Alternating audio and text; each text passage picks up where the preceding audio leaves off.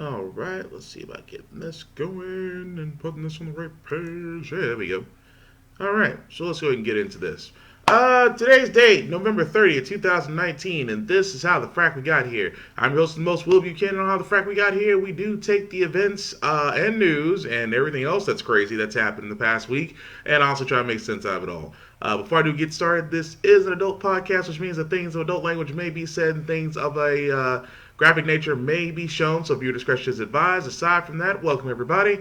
Hopefully you've all survived Thanksgiving and Black Friday, or at least obtained the urge not to go out and go shopping, but we'll get into that a little bit later. But let's see what's going on in Trump land. As you can probably see, he's probably not very happy about what's happened so far. In our politics lead, President Trump has railed about the unfairness of the impeachment proceedings. Yet now we're learning he may not even send a lawyer to the new impeachment inquiry hearings next week, according to sources. CNN's Caitlin Collins has all the details as the White House deliberates its next move. The Sunshine State, my home. Eager to get away from Washington, President Trump is in Florida ahead of a pivotal week in the impeachment inquiry. And now the same maniacs are pushing the deranged impeachment. Think of this, impeachment. He's facing a Sunday deadline to decide whether he'll participate in next week's hearing in front of the House Judiciary Committee. Two sources tell CNN the White House is still weighing whether to send an attorney, but likely won't, despite criticizing Democrats for weeks for freezing them out. We had a great 2 weeks watching these crooked politicians not giving us due process, not giving us lawyers, not giving us the right to speak, and destroying their witnesses. It fell apart. Trump was on the defensive while rallying supporters in his new home state. I have never had a direct link between investigations and security assistance. Contradicting testimony and himself, the president now claims he never directed Rudy Giuliani on Ukraine. Well, you have to ask that to Rudy, but Rudy, I don't even know. I know he was going to go to Ukraine, and I think he canceled the trip. But, Rudy has other clients other than me. Trump making that claim despite a White House transcript showing he told the Ukrainian president he'd have Giuliani call him 3 times. The president's denials about his current attorney echo ones he made about his former counsel. Why did Michael Cohen make this if there was no truth to your allegation? Well, you have to ask Michael Cohen. Michael's an attorney, and you'll have to ask Michael Cohen. But Giuliani says there's no distance between he and the president. You can assume that I talked to him early and often. Now, Erica, part of this decision of whether or not they're going to send an attorney to that hearing in front of the hearing Judiciary Committee also comes as they're deciding if they're going to suggest witnesses and what other factors play into this. Essentially, all of this comes as the White House is spending the next few days mapping out what their defense is going to be in the next phase of this impeachment inquiry. All right, so let's be honest, folks. Apparently, President Cheeto does not understand an inquiry versus an actual impeachment. Keep in mind the House is still actually investigating all sorts of evidence, witnesses, to make sure whether or not to move forward with an impeachment. Apparently, President Trump believes that an inquiry means that he's actually going to be going under, even though the mountain of evidence that still seems lined up against him seems to still be showing that, yes, you have been implicated in not one but many crimes. A simple fact, and also from the fact of the matter, Rudy Giuliani, his lawyer that works for free apparently, he is starting to distance himself from that. And you know what usually happens? He distances himself from Michael Flynn. He distances himself from Michael Cohen. And those two guys are serving prison sentences. And yet, the same old song keeps getting said whenever Trump starts to distance himself from a person. And it's fairly obvious now that Giuliani is going to be next. And here's proof of that. Important updates on the impeachment inquiry. Congress might be out this week, but nonetheless, they are pushing forward in the fast-moving impeachment inquiry. The House Judiciary Committee announced a hearing next week. They're going to talk to legal experts about the constitutional standard for impeachment. I'm joined by 2 of our White House reporters to help break down all of the news. Jordyn Phelps here with me in D.C., and we have Rachel Scott, who's in Mar-a-Lago, who's been traveling with the president. There you are, Rachel. I know that you were also with the president at his rally just last night. He had some colorful language on impeachment. Rachel, what was that all about? Yeah, colorful to say the least, Mary Alice. Language that I unfortunately cannot repeat here to our viewers on television. But the president essentially said to his supporters last night, case closed. He believed after all of the impeachment hearings last night that the case is closed and that this is the Democrats' push to upend the 2020 election. He thinks that they are unhappy with the results from the 2016 election.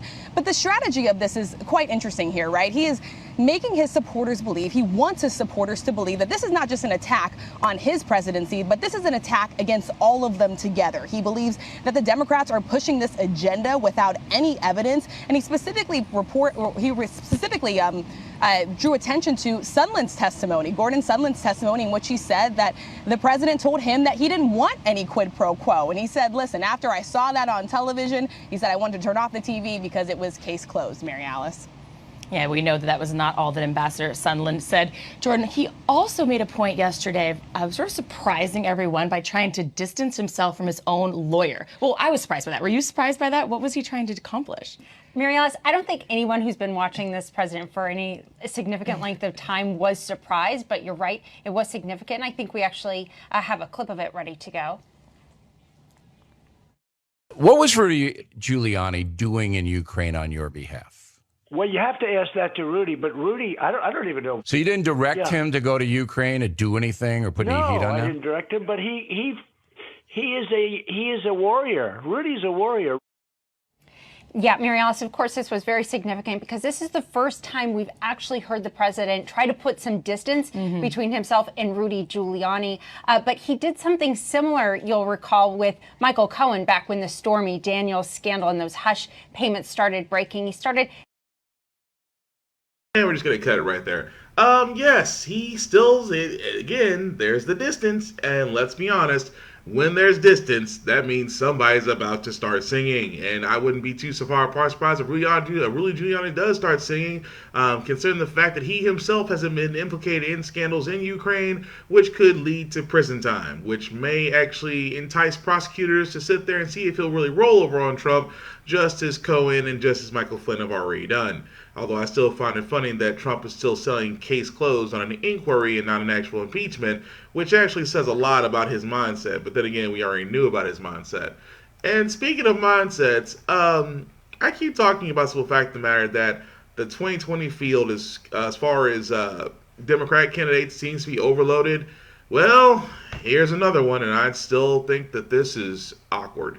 Bloomberg kicked off his presidential campaign today in Virginia by saying he's willing to spend his own money to beat President Trump. Ed O'Keefe has more on Bloomberg's late start in the race.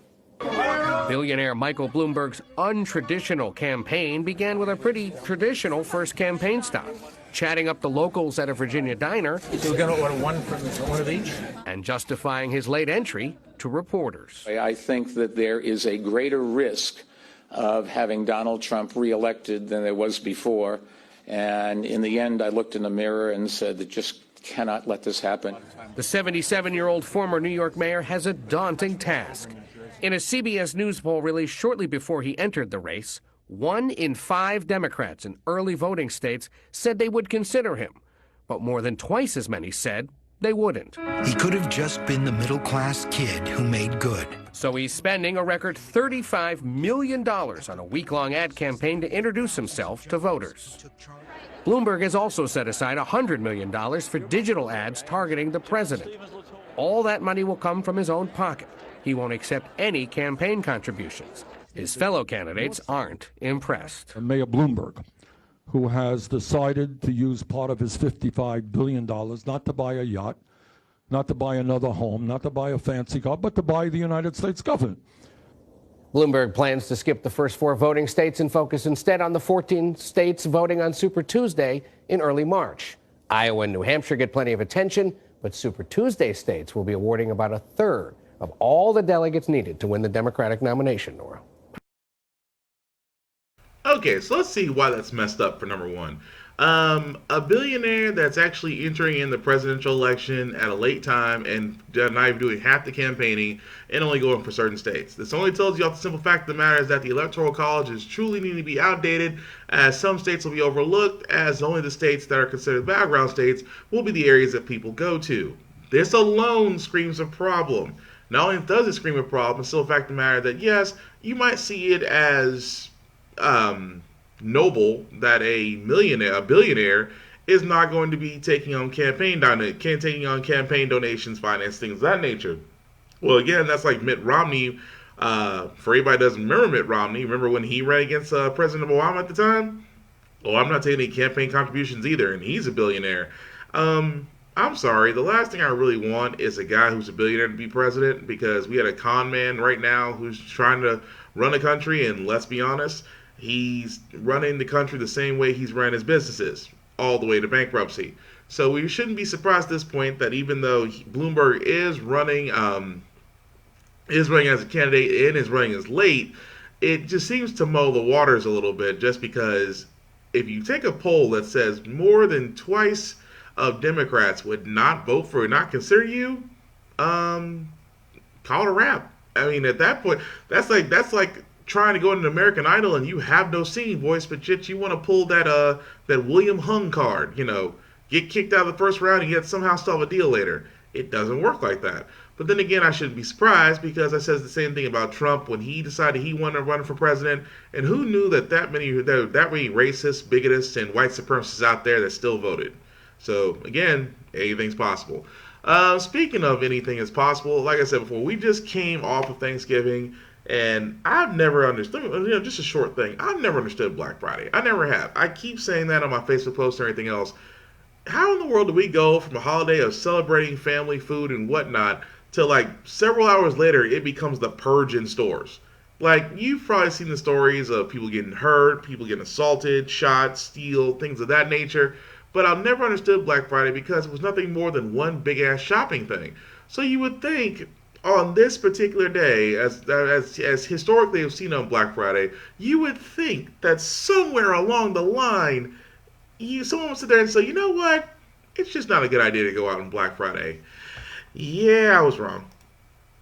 For Black Friday, but the major doorbuster day for bargains now falls on Thanksgiving today. It's a short shopping season this year between now and Christmas, so the pre-Black Friday sales were more aggressive than ever. Adobe out overnight with retail numbers. So far, more than $50 billion has been spent online. Kaylee Hartong is at a Target with more on what stores are doing to get you up off the couch and through their doors today. Good morning, Kaylee.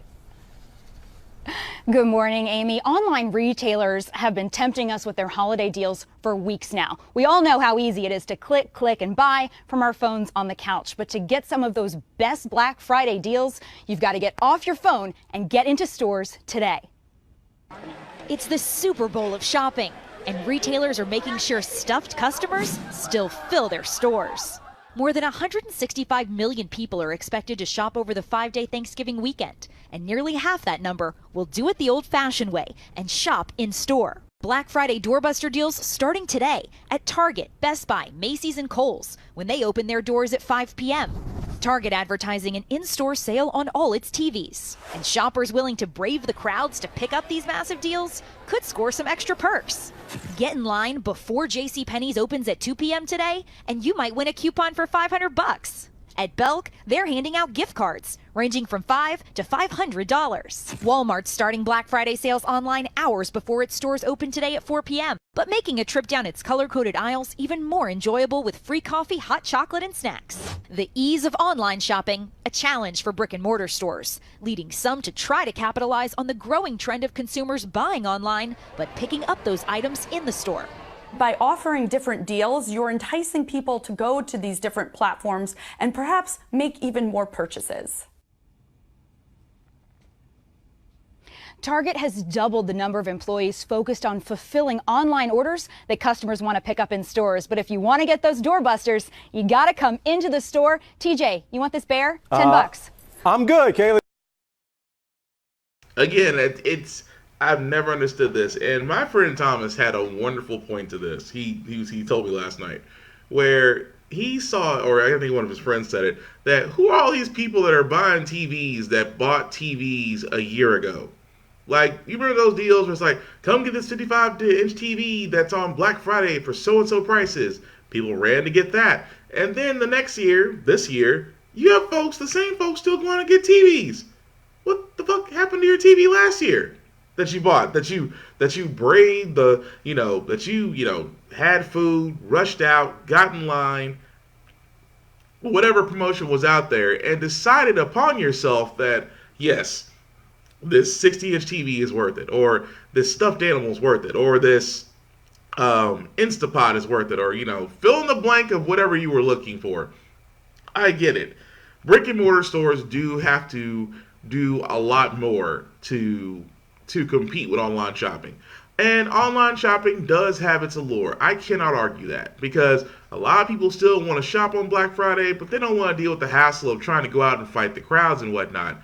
I still think that, yes, it's excessive, because I will still sit there and say that you will get the same deals come the new year. You really will. This is nothing more than marketing 101 at its finest. I can't be mad about that, true, but at the same time, I'm sorry. Once Thanksgiving shows up, I'm out for the week. That's just me. If you try to stare and tell me, well, we gotta do shopping. I said I will start shopping on Monday. Oh, and by the way, today is Small Business Saturday, so I would not be without saying that if you do have small businesses out in your neighborhood, please, oh please support them, because honestly, those are the cats, aside from black businesses specifically for me, definitely will promote that. But aside from that, small businesses, if you do have them out in your town or in your city, or hole in the walls, places where you can go buy stuff, please do so, because those are the stores that really need the support, not these big box corporate areas. And I understand the allure, I truly do, but I guarantee if you look hard enough, you'll find the same thing in a small business. So definitely, because it's Small Business Saturday, also, if you're in Tennessee, they do actually have a sort of Small Business Saturdays mall in Murfreesboro right now. I do know there are some in Nashville, and I do know there's one in Chattanooga. I know they're pretty much variously spread out, but definitely take advantage of Small Business Saturday, because like I said, we do need to support our businesses. And if you do know, and for me, if you do know of a black business that is definitely starting or has been in operation and things of that nature, definitely support that, because that's where our dollars need to go. But that's just a small little rant. But again, with Black Friday, I just never understood it. But again, I get from the simple fact of what the brick and mortar stores have to do. You have to somehow outdo Amazon. Let's be honest. Amazon is, aside from eBay, is the go-to thing for a lot of consumers. But you know why? Because they like the effect of instant gratification. They like the fact of, saying one day rush and all this crap. I get that. I understand that. Here's the problem with that when you have folks at Amazon. And yes, I'm going to talk about Amazon every chance I get, because something does have to be addressed. Something has to be done, especially when you see stories like this. People also have shopping on the mind this holiday season. Everyone's going to be hitting those Black Friday sales everywhere. In the middle of all of that, though, there were some quite alarming headlines from one major retailer, Amazon. We're joined by Maya Shweder, who's a reporter with Digital Trends. Maya, thank you so much for coming on. There's a lot of questions essentially about the human toll that workers at Amazon might be paying to keep the mega online retailers' prices so low. I know you have a story out today. Tell us a little bit more about this anti-Amazon movement that you said is gaining steam. Absolutely. Well, what we saw happen earlier this week is two things, coincidentally but related, that both happened sort of at the same time. One was the launch of this group that's called Athena, which is a coalition of 30 different grassroots activist groups, really, ranging from immigrant advocacy to warehouse workers, unions, and everything in between, coming together to say Amazon is dangerous to people, Amazon is dangerous to communities, and they need to be stopped. At the same time, there was a report that was dropped by a group called Economic Roundtable that was a look at the effect that Amazon had specifically in the Southern California region, in 4 counties, of one of which contains San Bernardino, I believe. And Amazon comes into communities, they build warehouses, they promise good jobs and economic, rebirth of these communities. And basically what this report is saying is, no, none of that is true. Amazon actually costs these communities a lot, both in terms of money, environmental impact, and the impact on the lives of the people who choose to work there. And it's all just detrimental. Now, of course, Amazon has responded saying all of this is untrue, but it raises a lot of questions, especially this interesting timing that's happened right before Black Friday.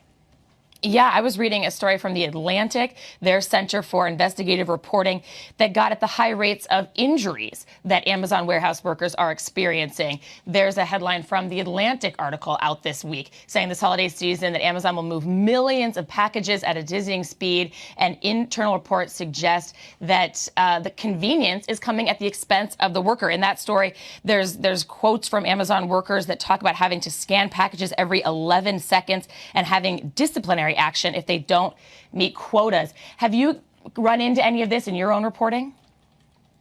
Well, it's reporting that's been out there for a very long time. This is really the latest in what we've seen is a pattern of workers in these warehouses coming forward saying, this looks like abuse. We've seen headlines in the Huffington Post. We've seen headlines in the New York Times previously, making similar allegations that it's almost inhumane the way these workers are treated. Now, Amazon, of course, has also responded to these allegations, saying, we pay our workers a fair wage, we take care of them, they have health care. But that doesn't really explain why, especially this report from Economic Roundtable said, a lot of these Amazon workers are living below the poverty line, and some of them are living just above the poverty line. There's strong evidence of homelessness among a lot of them, housing insecurity, or living in inadequate housing.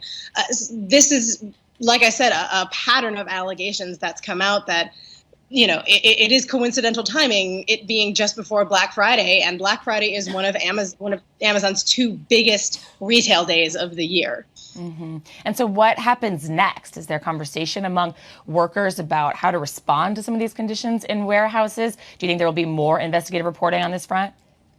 That's an excellent question. Well, when I talked to activists for my report that I did, what they've said is, listen, we're not looking for a boycott here, and that would be nearly impossible. Amazon is huge. It touches every aspect of our lives, and Americans love easy, cheap consumerism, honestly. When you're rushed or you need something cheap or just at the last minute, that Amazon Prime shipping is very, very tempting. But what they're looking for is to change the conversation around Amazon. What the director of Athena told me was, it's great that we can get stuff so fast and that we express our affection for people during the holidays with stuff, but they want people to start thinking about the human toll of this a little bit better. And as you yourself said, it is the speed of this shipping that is what is having this toll.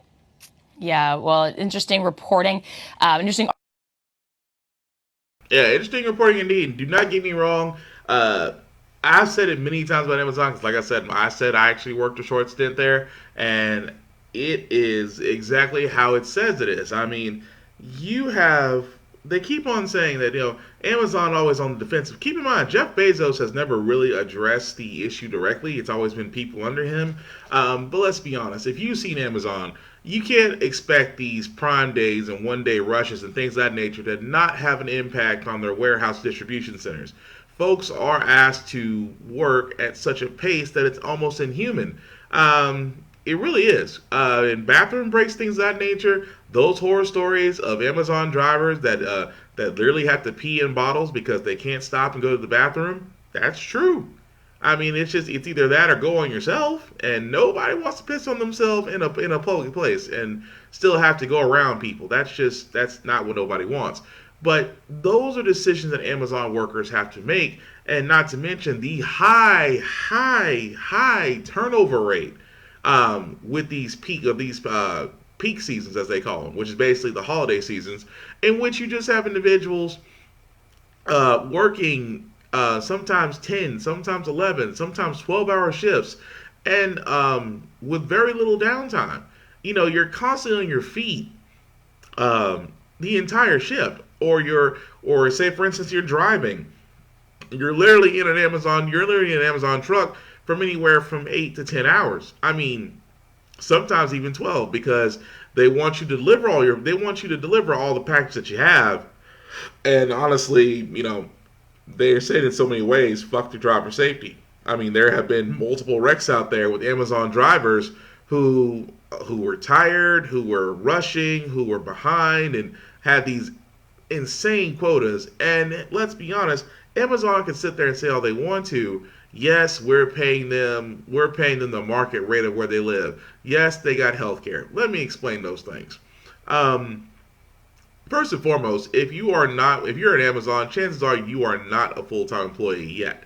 You are probably a contractor, which means that they are paying you the market rate for where you live at. I mean, I'll say here in Nashville, they do pay their warehouse employees 15 and their drivers 17. I can't argue that. But at the same time, the insurance thing, that's a little bullshit. Just because you're going through the contractor in hopes of being converted. And let's be honest, with a high turnover rate at such a dizzying place at a warehouse, conversion rates seem to be very low, but people that are either being fired or they quit or they get terminated for disciplinary actions or things of that nature seems to be very high. And at the same time, it's like the reporter said in the story. We, as much as we want to boycott Amazon's got too much steam now. It's got too much clout. For that to happen, has to be a worldwide boycott of those products. And let's be honest, Jeff Bezos, like Elon Musk, he lost $800 million in one day. The guy is a billionaire twice over.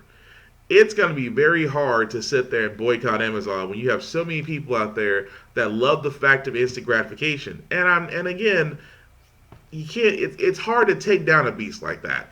But you can keep talking about it, and you can keep shining light on it, and eventually Amazon does have to respond, because I always say the same thing. Nobody's too big to fail. Even Amazon can fall, and I wouldn't be too far off in the far future to say that it will have competition. Probably there will be another retail giant that might go completely online and go head to head with Amazon and offer the same thing Amazon does, but might be the Costco to the Walmart, if you will.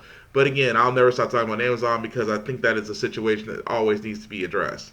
And speaking of things that need to be addressed, if you want to watch something funny, the first lady, Melania Trump, went to a awareness summit in Baltimore, and let's just say she was well received.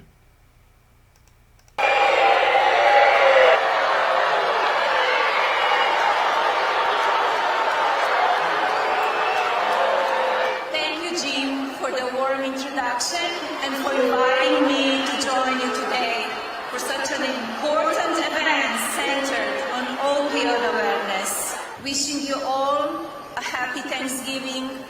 Be safe. May God bless you, your families, and United States of America. I'm going to be honest. How much Botox do you take to where your cheeks don't move but your lips make sounds? I'm just saying. I'm going to go back to this. Look at that. That is like permanent. It's like permanent scowl. I'm not trying to make fun of anybody that gets Botox, but again, that's Botox. The cheeks don't move, but yet the lips move. And that's some Joker shit. But anyway, yes, the First Lady decided to come out with a speech at an awareness summit in Baltimore, and if you've heard the audio from that, she got booed. And I'll be honest, rightly so, because let's be honest, what exactly has the First Lady done this entire first term? I mean, Michelle Obama was having people eating right, exercising, and trying to promote literacy all in her first term. Well, actually, she had it all done in the first 6 months. But anyway, again with Melania Trump, what is she there for? It seems more along the lines of a centerpiece than an actual First Lady or what a First Lady is supposed to do.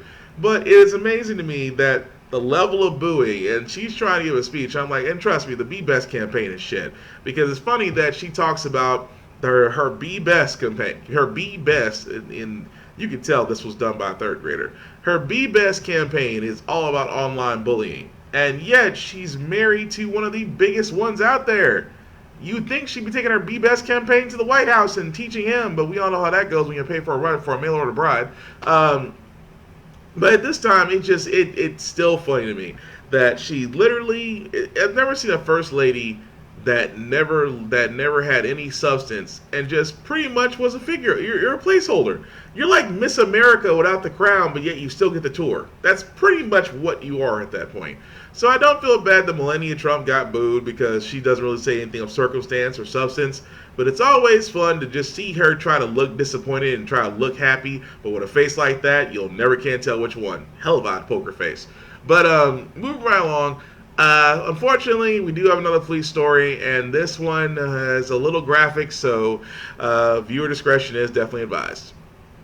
Tonight out of Chicago, video of an officer body slamming a man to the ground. The mayor there calling it disturbing, but police say it doesn't tell the whole story. NBC's Gabe Gutierrez has that. That's an officer slamming a man to the ground yesterday on Chicago's South Side. The man appears motionless after his head hit the concrete. The brief video does not show what led to the confrontation. Police say the 29-year-old had been drinking and the officer performed an emergency takedown after the man verbally threatened the officer, licked his face, and spit in his eyes. And now a department spokesman says in part this incident is under investigation as the actions in the video are concerning.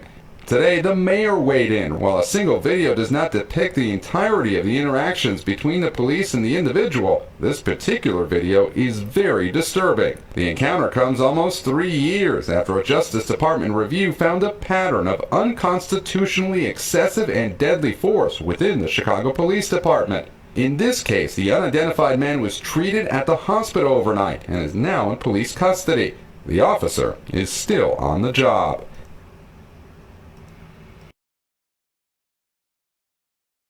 Sorry, forgot to unmute myself. Yes, I looked at that and my mind went immediately to WWE. It's like, oh my god, he's got kids. I for all those that watch wrestling. But yes, it's the whole idea of just you see that and it's just like okay. Let's be honest. We've all either wanted to talk to a cop or tell a cop off for things of that nature. I understand that wholeheartedly. But there is nothing short of assaulting a police officer. And I mean, you got to just catch him with a solid, or you pulled a gun, or you did something that had that level. See, I love how they say emergency takedown. He body slammed old boy's head into the concrete. That's not a takedown. That is literally a body slam. Let's call it what it is. And you saw old boy's head bounce. I mean, it literally bounced off the concrete. So forgive me for saying this.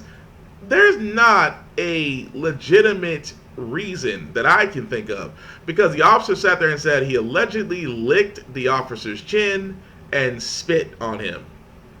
So a lick and a spit equals a body slam.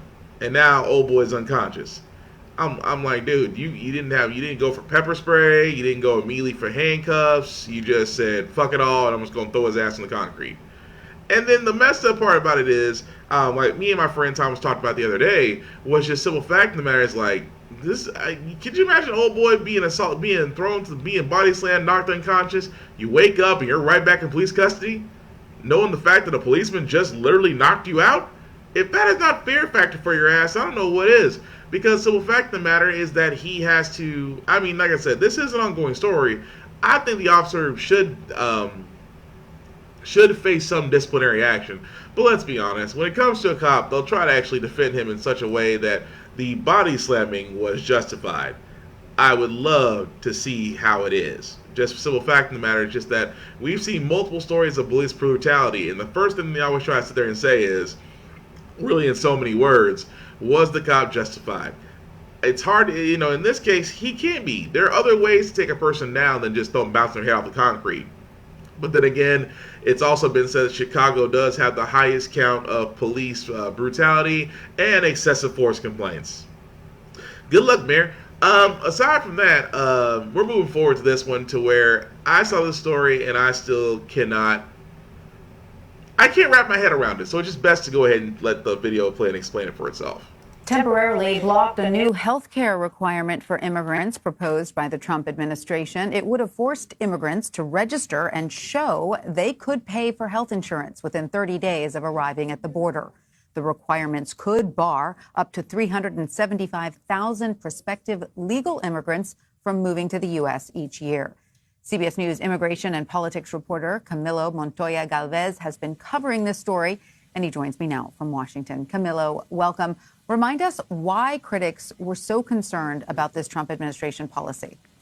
Well, Tanya, critics and advocates dubbed this the healthcare ban, right? Because they believe the proposal represented a categorical ban on people with low income from different countries around the world. Under the new proposed requirements, immigrants or would-be immigrants, those seeking to immigrate here to the U.S. legally, would have to prove to U.S. consular officers that they would secure health insurance within 30 days of their arrival in the U.S., or that they could pay reasonable, foreseeable medical costs in the U.S., a standard that was not defined in the proclamation. And that was one of the issues that plaintiffs raised in the litigation, which ended up, eliciting a temporary restraining order over the weekend.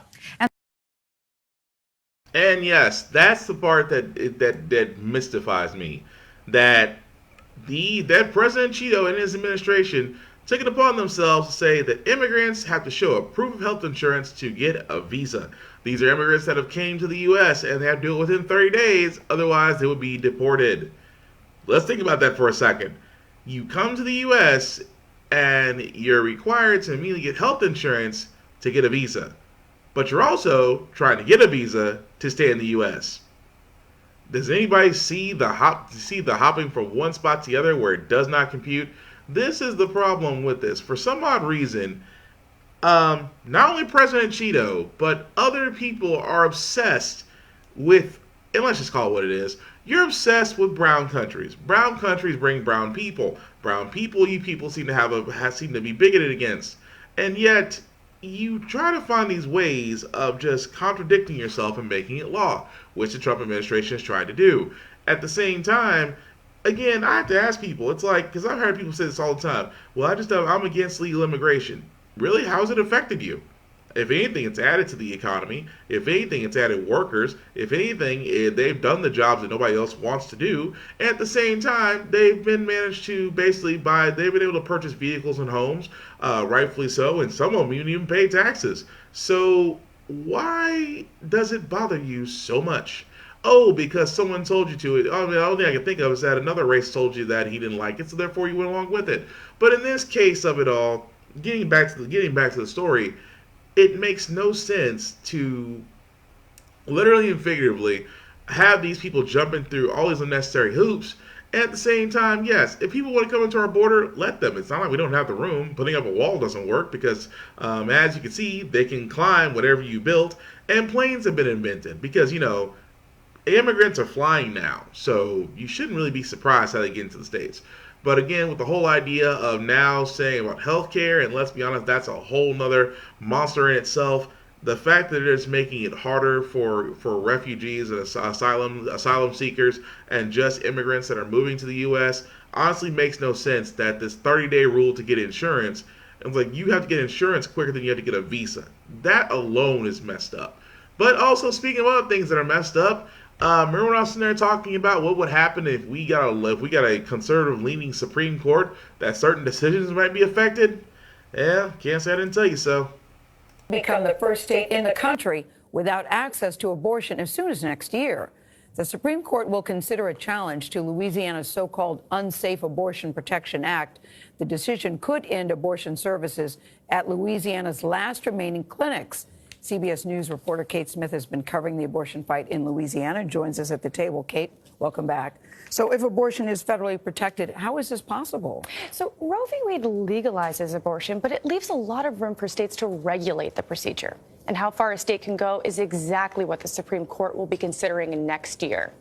In Louisiana, the law would require doctors to get permission from hospitals to admit their patients in case of an emergency in order to perform abortions. The local clinics, they told us that most hospitals don't grant abortion doctors that permission. In fact, only 2 doctors in the entire state have ever been successful in obtaining those hospital privileges. One is no longer providing abortions, and the other said he would quit if the Supreme Court upholds that law. We spoke to his clinic's administrator.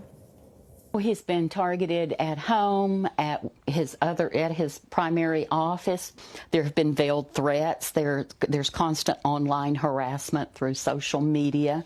And if he did step down, would you understand? It would be devastating for all of us, and not just the staff, but for the women that we generally serve. It would be devastating for all of them.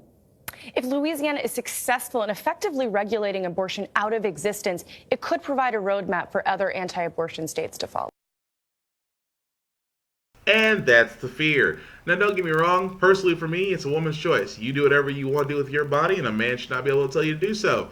That being said, this does bring a precedent, like she was saying at the end of the story, where if Louisiana does win this case, that does become a roadmap to challenge Roe versus Wade. Because if a state is able to win the fact that it can set its own abortion rights as far as for its constituents, then that can be argued that Roe versus Wade is invalid.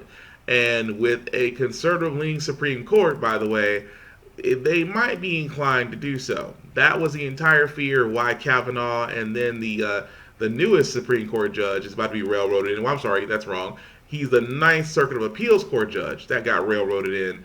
And this is the reason why these judges are significant, because these were Trump picks, these were conservative leaning, because at the time the Supreme Court, before Justice Anthony Scalia has went on to that great beyond, was even as far as left and right viewed judges.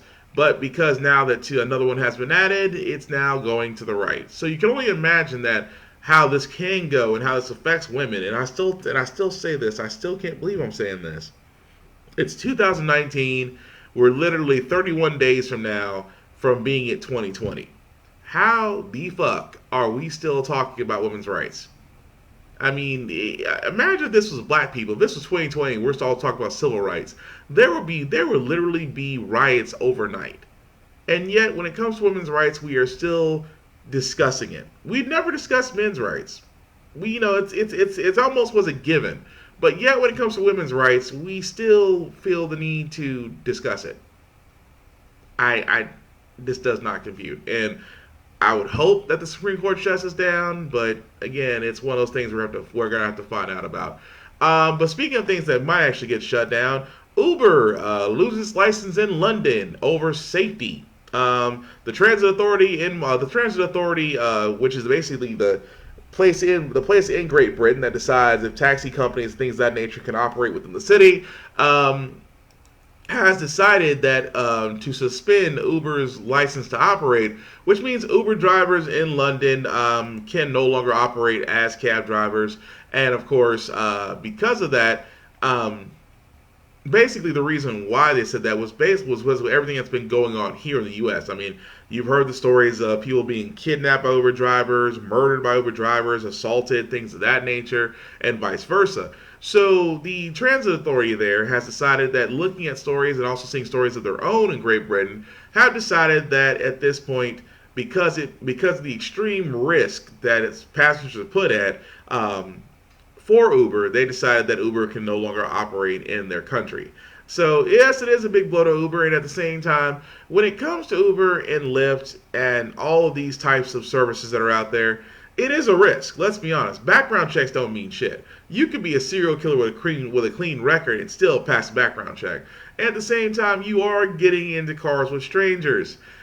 Now, for all those that use Uber and Lyft, I'm sure that it works out great for them. I'm a little fucking paranoid, because getting in the back or getting in the front of a car with a complete stranger and hoping to God he takes me to my destination sounds like the beginning of every horror movie I've ever watched. But again, there are good drivers out there. There are good Lyft drivers, and there are good Uber drivers, and there are, I think like 4 or 5 other services that do the same thing. And I think it's a great way for side hustle to make money, but at the same time, you're going to be literally and figuratively, again, at risk. So I get the fact that London has decided to do that. I wouldn't be too far off to say that America would be able to do that, but like I said, Uber throws money at our Congress, so we really should be surprised by that in the same way it does for Lyft. So again, if you're doing those services, definitely be safe, be aware, and definitely don't get the child locks put on you. You definitely don't want that. And also, don't accept the water, because again, when they offer water, now that's a 5-star service, but you can say no. Just saying from a security standpoint. So our last story before we get to our good news segment is basically the shooting that happened in California, where they have more information on it, and apparently that this gun that was used has some historical references, I should say. Also emerging about a deadly shooting at a high school in California. The weapon used in the attack was a so-called ghost gun. Carter Evans tonight on the untraceable but legal weapon. 16-year-old Nathaniel Burhow was too young to pass a background check or purchase a gun legally. Now it turns out the weapon he used to kill 2 of his high school classmates and wound 3 others was a homemade ghost gun. LA County Sheriff Alex Villanueva. It was not registered to anybody. We don't know the origins of the firearm, and that is a very big concern and threat to public safety. Ghost guns have been at the center of several high-profile cases, including last summer's death of a California Highway Patrol officer and this 2013 shooting spree in Santa Monica where 5 were killed.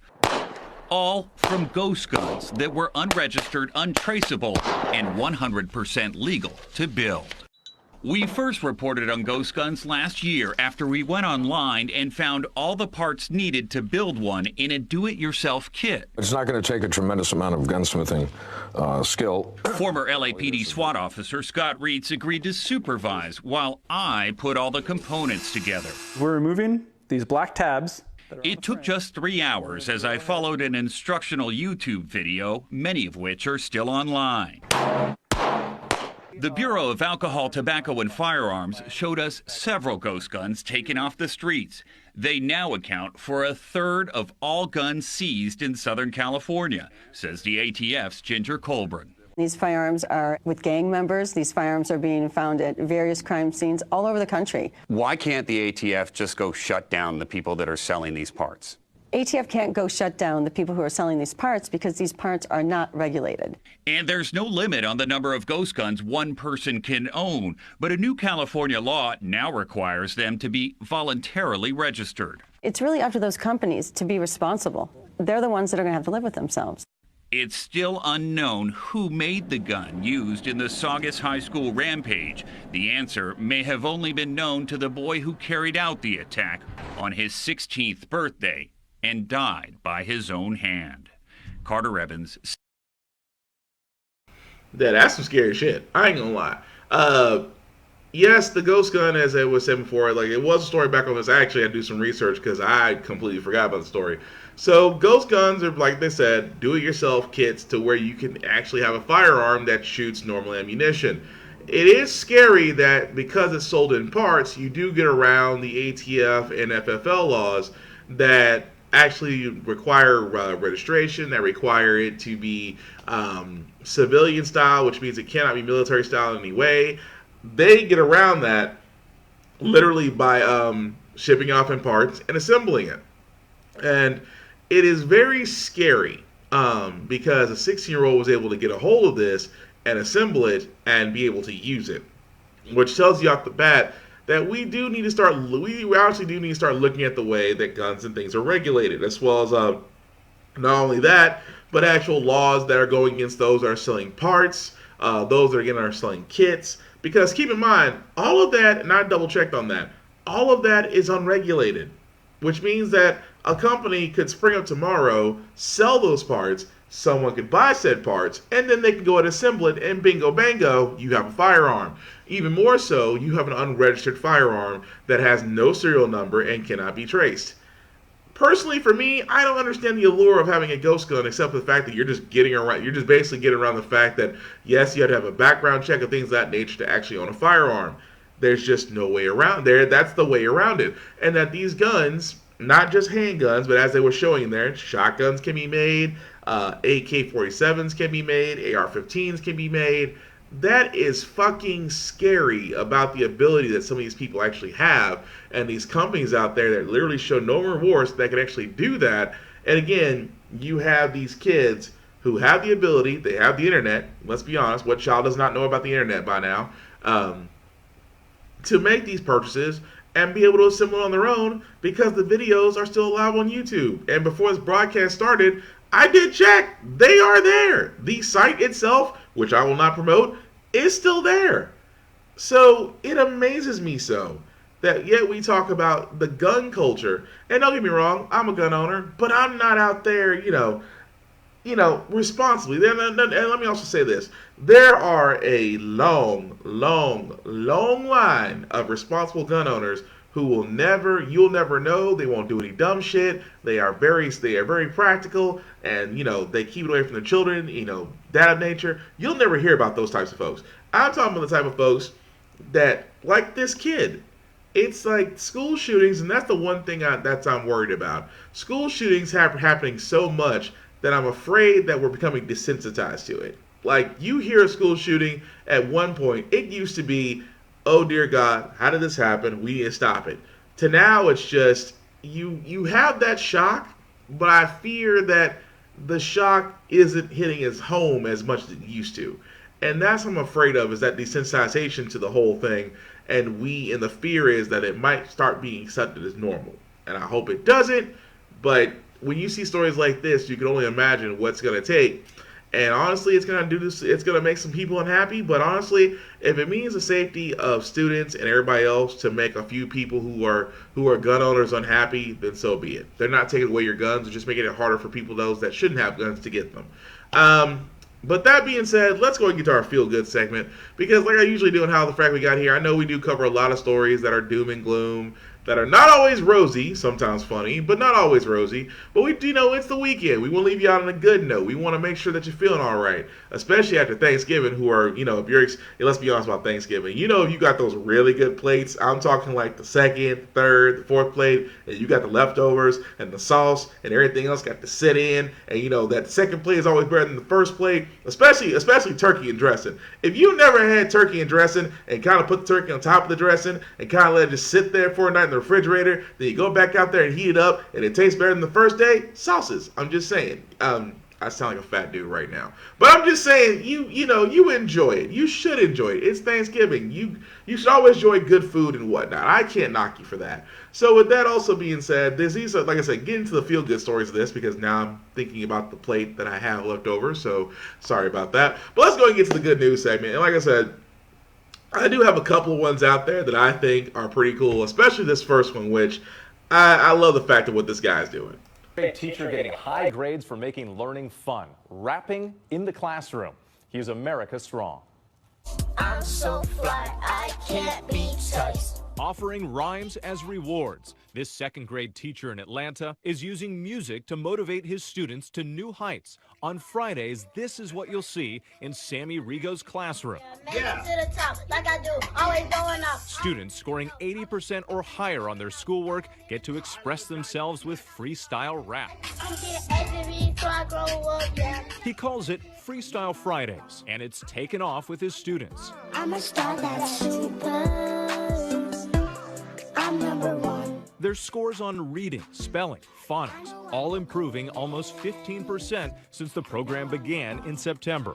So when they do engage, they do achieve and perform better, allowing them to take ownership of the learning process. It's a big loss though. 8-year-old Taj Shivers is just one shining example. That was the first time he got over an 80%. They memorize the lyrics. They don't write these lyrics down that they're freestyling. Their memory skills are impeccable. They have these skills, but they didn't have a platform to really be able to use it. A dedicated teacher inspiring the next generation. Watch me take it up. Flyer than a kite, my future's bright. Those kids teaching. Yeah, that teacher gets it. And I want to show that Atlanta teacher because, like I said, off the bat, also should show black men in a positive state, because that is a black teacher, especially a black male teacher, that's honestly inspiring kids, not just black kids, as you saw in his classroom, to teach them as far as reading, language, things of that nature, and all their scores are increasing. That, to me, is a beautiful thing, honestly. So I have to give that man, make sure he gets props for that. And like I said, I'm a big fan of educators, because if it wasn't for them, yours truly would not be the person I am right now, because if you believe it or not, I used to be a silent kid until I was actually encouraged to speak, and I think some teachers regret that now. But aside from that, other stories I have here, as far as medical debt, and I love the fact, and I know really I don't give churches a lot of credit, but I have to give this church credit for what it's done, and I thought it was pretty cool too. Lord's Thanksgiving surprise came by U.S. mail. Were you surprised what was on the inside? Totally. Because inside was a letter from a group called RIP Medical Debt, forgiving a bill of $450 owed by her late mother. The congregation at Chicago's Trinity United Church and 2 others stepped up to throw a lifeline to people drowning in medical bills. Within those yellow envelopes is a blessing to let people know that there are people that they've never met that truly care about their future. They raised $38,000 and bought back, for pennies on the dollar, $5.3 million worth of medical debt from collection agencies. Then they simply forgave that debt for 6,000 families. Right side. Carol and her son Derek Johnson soon decided this Thanksgiving they would pay it forward and donated that $450 back to the church. I wish that we could have more acts of kindness like that in our community. We are delighted that you are with us. A celebration of giving and of giving thanks.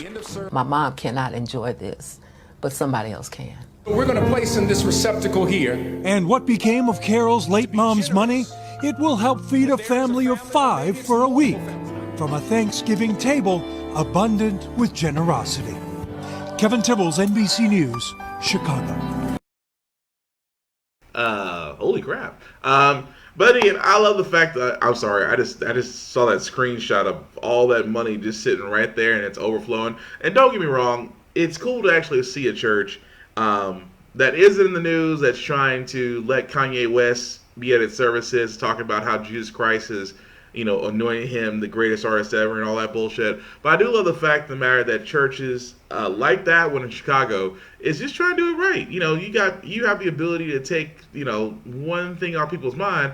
If it ends student loans, medical debt. A lot of families out there are suffering from medical debt, and I can go into a whole nother rant about the healthcare system in the U.S., but that's 2 hours that nobody really has right now.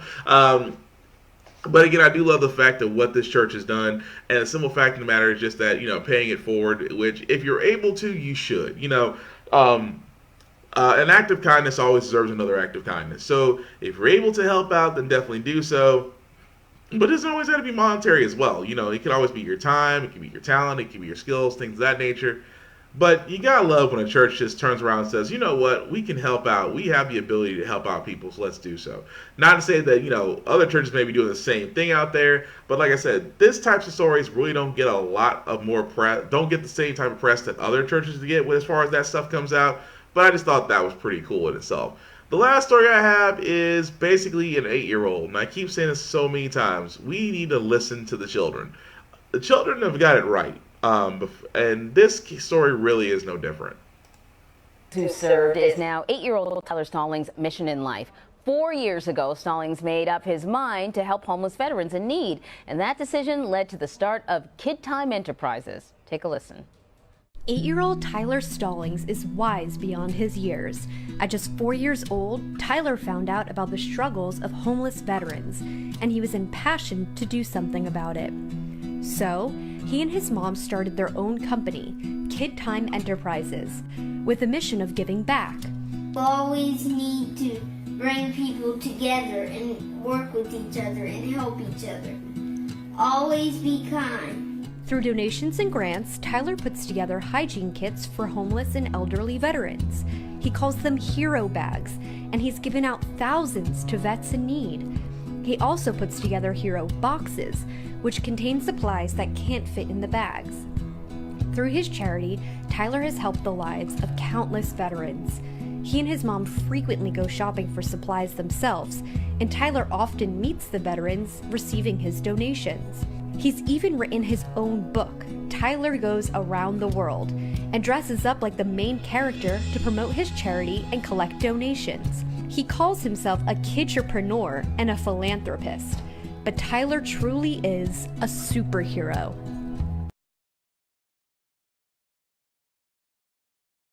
Again, will someone please listen to the children? And that kid's got it right. At this point, this kid has the mentality that a lot of us should have if we have the ability to do it, is basically to help our vets. And he's 8 years old and already has his mindset. And I can't knock that. I can't. All I can do is salute that young man. And the simple fact of the matter is, if he's going out there and he's, doing what he says and he follows up with his word, I can't knock that. Nor I just have to encourage that. Because like I said before, children have got it right. children can sometimes be honest little tape recorders, but they can also have the most simplest answer to complicated complicated adult questions. And dude, all you can sit there and say is like, damn, that's right in the feels on that one. But that's all we got here for How the Frack We Got Here. So I do thank everybody for watching. Some shameless plugging before I do get out of here. I'm not the only cat that does have podcasts under our group called Table of Bosses. I'll just start with the person behind me first, who is not in shot because he's on his phone. Thomas Reed, a.k.a. Mountain Puncher, has a podcast of his own, a fitness podcast called To Be Determined. What is To Be Determined? If you've seen Thomas Reed on Facebook, and yes, it is his name, Thomas Reed on Facebook, you probably notice this man stays in the gym a lot. He actually goes to the gym probably in the same sense that most people go to dinner, all 7 days. But he is a fitness... I won't say he's a fitness addict. I will say he's a fitness enthusiast. Yeah, let's go with that. Fitness enthusiast that he loves to basically talk about fitness. Let's talk about things that workouts, nutrition, and certain things that bother him in the gym, which I can sometimes relate to. Like that one personal trainer that's too close to women doing squats. Yes, we know who you are, dude. We should report your ass. But aside from that, To Be Determined is always every Saturday at 3 p.m. To 5 p.m. on his Facebook. So just look up Thomas Reed on Facebook to see when he goes live. Our other friend who is in here, Vaughn Big VZA on Facebook, Big VZA podcast on YouTube, has several podcasts of his own. He actually has the VST. VST is just a podcast of several news bits. What is that news? Ooh, thunder. That news could be video games. That news could be music. That news could be trailers. Things of that nature that he wants to keep you informed of and what's coming up what's actually coming up the entertainment side. Interactive show just like mine. He actually has Rhythmness, where you can reminisce over the rhythm, which probably will be one later today as he's back home in Jackson with our friend Trace. What is Rhythmness? He basically goes over albums of the past and the present to a 4-tier rating system. If you've probably seen that show, you probably see me on it. You probably see me kind of down a lot of the music because I am type of a musical snob. I actually like quality music, not mumble rapping because fuck mumble rappers. But again, also another, I'll show you we actually interested in watching. And also he has his Random as Fuck. What is Random as Fuck? Random as Fuck is a pool of randomness we sometimes dip our toes into to take a break from life and have a chuckle. Some videos make you think, some videos make you cry, some videos have you wondering. If you ever do get bored, go on worldstarhiphop.com and look up Burger King on Fire. You will not be disappointed. But all these shows are interactive just like mine. And if you go to Vaughn's Facebook page, it's A.Witherspoon on Facebook, you'll be able to see a calendar of when all his podcasts will be up going live on YouTube and on Facebook and on Mixer. And also our other brother who's not here, Trace Brown, King Eddie Wayne on Facebook, DJ King Eddie Wayne on YouTube, has several podcasts of his own. He actually has The Bump Down, which is music, culture, knowledge, and numbers, in which he goes over chart work, what's hot on the charts and what's on the underground and what's coming up and upcoming artists that he works for, and also gives his opinion on the recording industry as a whole. Also, if you are an upcoming artist that does want your music to be played, whether on Trace's Bump Down or on Vaughn's Rhythmness, we do encourage all artists that want their music to be played to submit your stuff, whether to Vaughn or to Trace on Facebook. They'll give you just message to them directly and they'll be able to give you details how they do it. Fair warning, because I find myself saying this every time. Fair warning. Please come with fire, because if you want your stuff to be played, you want to get attention, you have to come with fire. Please don't send us shit, because we listen to your shit, we're going to tell you it's shit, and then tell you it's shit that you already knew was shit. So please don't send your shit to us to tell us it's shit that you already know is shit before you even send it out to us. Please and thank you. Also from the Bump Down, Trace also has the Smoke of Truth podcast, which is the unorthodox, in your face, leave your ego at the door podcast, because Trace, I've said it a million times, is a very unorthodox guy, but he's a very intelligent one, and he has a unique perspective that he does bring on a number of subjects, and if you're willing to talk with him about that, he's willing to talk about it with you, because Trace always wants all the smoke. Aside from that, my other buddy, Wingnut Gaming on Facebook. What is Wingnut Gaming? My buddy Wingnut likes to play a lot of first-person shooters. He likes to play Call of Duty. He likes to play Apex Legends. He likes to play World of Warcraft. He likes to play Borderlands 3. Basically, if it's fun and you can shoot something, chances are he's probably going to play it. But he's also a sociable guy that actually likes to hang out with people, get to know folks, and play with them online, and really just grow a community from there. So if you're on Facebook, look up Wingnut Gaming, give a like, subscribe from there. And also for yours truly, I do have several podcasts of my own, of course, with How the Frack We Got Here is every Saturday from 10 a.m. to noon, always on Facebook Live and also on YouTube. I also have my other show, Off Limits Podcast, where nothing is off limits. We are the podcast that goes there. Also every Saturday from 8 to 10 p.m., also on Facebook Live and on YouTube, in which that podcast, like I've always said before, we are the podcast that goes there. There meaning the film cycle, we're actually going to those subjects that nobody wants to talk about in order to basically have that comfortable out of an uncomfortable subject. Because you've seen me do it with myself and with others before, and we do always talk about sometimes the serious, sometimes the funny, and then just sometimes it just needs to be said about certain subjects. But definitely give us a like, share, and subscribe on that note. And of course, with my other show every Sunday at 8:10 p.m. that I'll also be having with my compadre Thomas called Get Bit, in which we're going to go over everything of the Blurred Society. We're talking video games, we're talking TV, we're talking sci-fi, anime, Comic-Con, things of that nature. Between me and him, it's always going to be fun just because he brings a multitude, and he is himself a self-confessed blurred. If you know what blurred is, please look that up. But anyway, Get Bit will also be every Sunday from 8:10 p.m. Also on my Facebook, look up just William Buchanan on Facebook, or Get Bit on YouTube and be able to see it from there. And like I said, all of us do have YouTube pages, so definitely like, share, subscribe from there. And on top of that, I always want to sit there and say this so much. Thank you. I cannot say thank you enough, just because I am amazed how many people actually do, well, I didn't think my podcast was really getting a lot of attention, but apparently it is. But I like the fact that, I love the fact that people are coming and telling me that it's great and that, keep doing what you're doing. We do appreciate your point on things. And don't get me wrong, I take the good with the bad. If you like what I did, please let me know. If you didn't like what I did, please let me know. I take criticism on both sides because it's all about trying to make this platform better for you people to enjoy. So, I always say, if I'm talking too much, if my stories are running a little too long, if the video doesn't suit you, let me know. I'm trying to cut it to where you will be engaged and hopefully be able to let me know, because again, this is a platform that I believe that in the whole history of just media journalism, I think there needs to be that type of voice that goes out there and really talks about the stuff that they will not talk about on your national networks and whatnot. But again, I thank everybody that does that, because like I said, honestly, it started out as me just boasting my opinion, but now I just see that a lot of people are listening to that. So again, thank you so much for watching. And aside from that, guys, I know we got rain here on Saturday. Hopefully you're dry wherever you're at. But enjoy this weekend, and thank you for watching. And for all those watching on the playback, feel free to comment as it's live, because I'm pretty sure some of you guys who are Trump supporters,